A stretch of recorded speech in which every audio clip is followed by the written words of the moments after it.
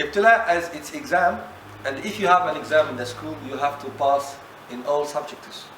You can't say, I'm going to pass in the subject I like. My favorite subject is math, for example, so I like to have the exam in math only. No, you have to pass in science, you have to pass in math, in physics, in language, whatever other subject is. And then within every subject, there are a lot of chapters, a lot of lessons, and you don't have the choice to choose which one the exam will come in. You can say, for example, I like the first chapter, then I have the test, I like to have the test in the first chapter. No, it's the one who put the test who determines for you what lesson the exam will come in. So here also Allah subhanahu wa ta'ala is the one who determines for us where the test should take place. Some people the test is in their children, some people the test is in their wealth, some people the test comes in their luck, in this life. They are not lucky. Some people it comes in other fields, and it is Allah alone who determines which fields the exam should take place in. And then Allah told us generally, وَلَنَبْلُوَنَّكُمْ. Remember, نَبْلُوَنَّكُمْ is derived from Ibtila'a. وَلَنَبْلُوَنَّكُمْ بِشَيْءٍ مِنَ الْخَوْفِ وَالْجُوعِ وَنَقْصٍ مِنَ الْأَمْوَالِ وَالْأَنفُسِ وَالثَّمَرَاتِ وَبَشِّرِ الصَّابِرِينَ. Allah said here, we are going to test you. وَلَنَبْلُوَنَّكُمْ بِشَيْءٍ. Test you with something of fear, al-khawfi, wal-ju'i, hunger, وَنَقْصٍ مِنَ الْأَمْوَالِ, a shortage in money, in wealth, wal-anfusi, and loss of souls, of bodies, your relatives, وَالثَّمَرَاتِ, and the fruits, if you are like a farmer, وَبَشِّرِ الصَّابِرِينَ, and give good news for those who are sabirun.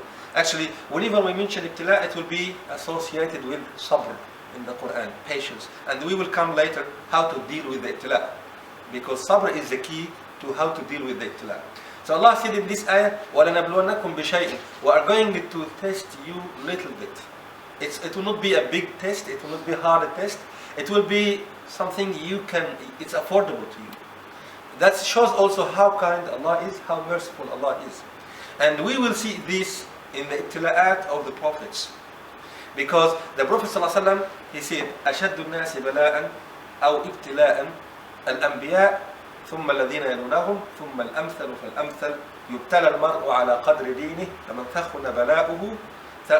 ثَخُنَ دِينُهُ ثَخُنَ ابْتِلَاؤُهُ أو كما قال صلى الله عليه وسلم. It means, he said, the biggest people, or the people who receive the hardest test, or the most difficult one, are the prophets.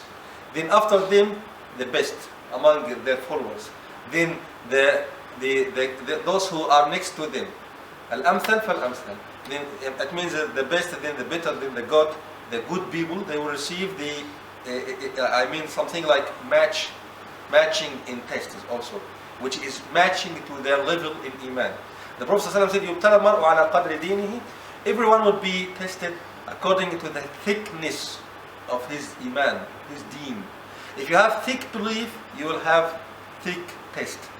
It's like when you run for a test, you can't have the biggest one, level 13, for example, when your level is still level 3.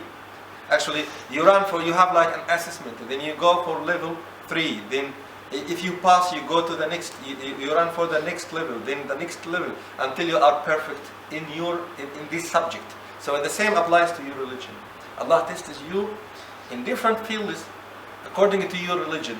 And actually here the point to mention, ibtila doesn't mean sickness, doesn't mean loss of money only, doesn't mean loss of relatives only or friends only. It means much more than this.